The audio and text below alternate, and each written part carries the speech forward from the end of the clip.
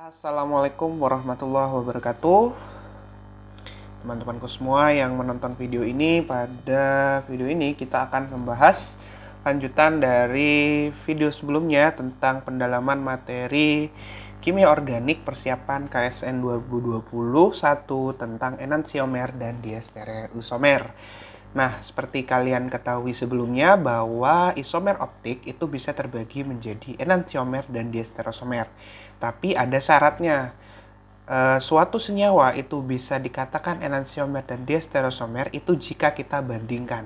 Jadi, jika senyawanya itu berdiri sendiri, itu tidak kita bisa sebutkan sebagai enantiomer atau diestereoisomer, tapi itu bisa hanya kita sebutkan sebagai sebuah senyawa chiral atau stereoisomer. Jadi kita harus membandingkan dua senyawa chiral.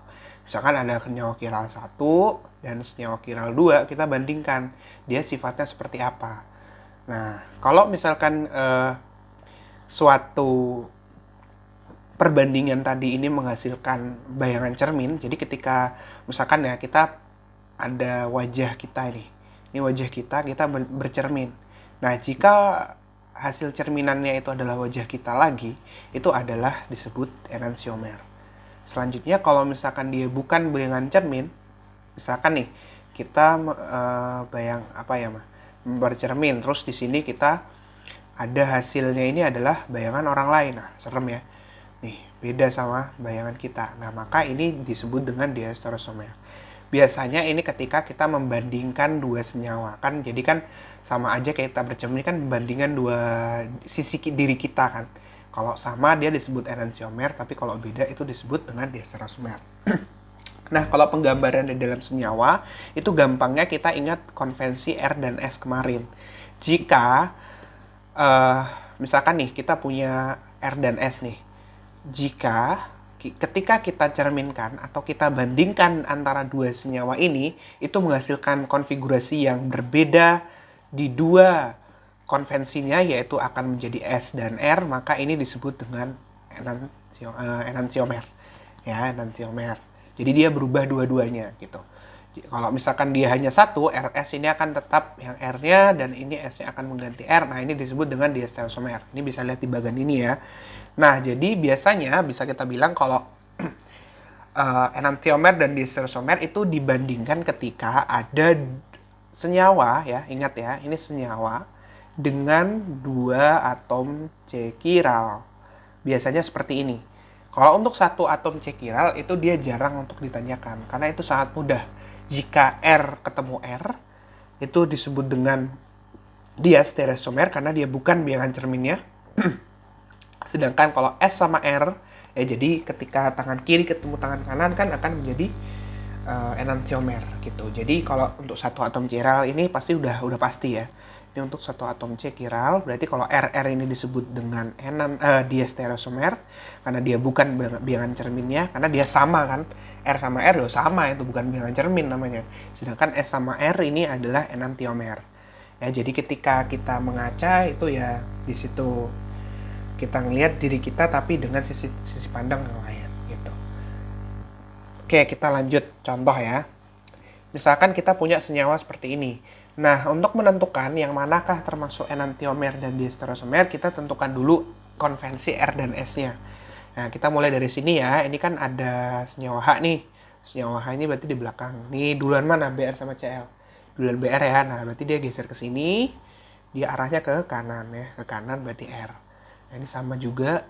BR baru ke NH2 kan. Berarti dia kayak gini. R juga. Oke, ini R sama R. Lalu yang ini gimana? Yang ini dari BR ke CL. Nah, berarti kan dia geser ke kanan nih. Ini berarti R juga.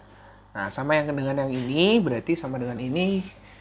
Ini ke kanan, tapi karena BR-nya ini berada di di posisi belakang, maka ini disebut dengan S. Ya, berarti ini adalah R, R. Di sini R, S. Oke, sekarang yang kedua. Ketiga ya. Ketiga ini yang ini. BRCL. Nah, ini kan ke sini karena dia ke kanan tapi BR-nya ada di belakang, maka ini akan menjadi S. Yang ini gimana? Yang ini BR-nya di belakang sama, berarti ini akan menjadi S juga. Nah, seperti itu. Baru yang ini CL BR, nah ini sama, berarti kebalikan dengan ini akan S, BR ini sama dengan ini ya, berarti R juga. Oke. Nah, sekarang kita tentukan. Ini tadi kita tulis dulu ya, S, S, di sini berarti S, R. Nah, jadi gini, kita pahami bersama tadi kalau misalkan R kebalikan dua-duanya, jadi misalkan SS ini berarti enantiomer. Tapi kalau salah satu aja yang berubah, maka ini disebut dengan diestereomer. Enantiomer ya. Kita lihat yang berubah yang mana? RR ke SS. Nah, ini berarti disebut dengan enantiomer ya. Baru RR ke RS berarti berubah salah satu. Berubah satu diestereomer. SS ke SR berubah salah satu juga, berarti disebut dengan diestereomer. Ya kan? Nah, ini RS, SR. Nah, ini kebalik dua-duanya berarti juga. Gitu, enantiomer juga. Nah, baru sini misalkan kita silang RR ke SR. Nah, ini berarti diestereomer ya. Diestereomer juga.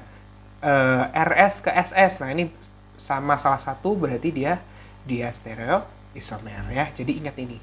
Pokoknya kalau dia berubah dua-duanya di konfigurasinya, maka dia disebut dengan enantiomer. Sedangkan kalau dia berubah salah satu aja ya, ini misalkan RR ini jadi RS, berubah di R ini menjadi S kan, itu disebut dengan diestereomer. Jadi intinya sebelum menentukan enantiomer dan diestereomer, kamu harus paham dulu aturan CIP dan menggunakannya untuk menentukan prioritas. Nah, prioritas setelah prioritas ya udah tinggal kamu tentukan R atau S. Ini udah kita pelajari di video sebelumnya. Kira-kira seperti itu saja untuk materi kita pada video ini. Semoga kalian dapat memahami dengan baik dan semangat dalam belajarnya. Oke, terima kasih semuanya. Mohon maaf jika ada kesalahan. Wassalamualaikum warahmatullahi wabarakatuh dan selamat belajar.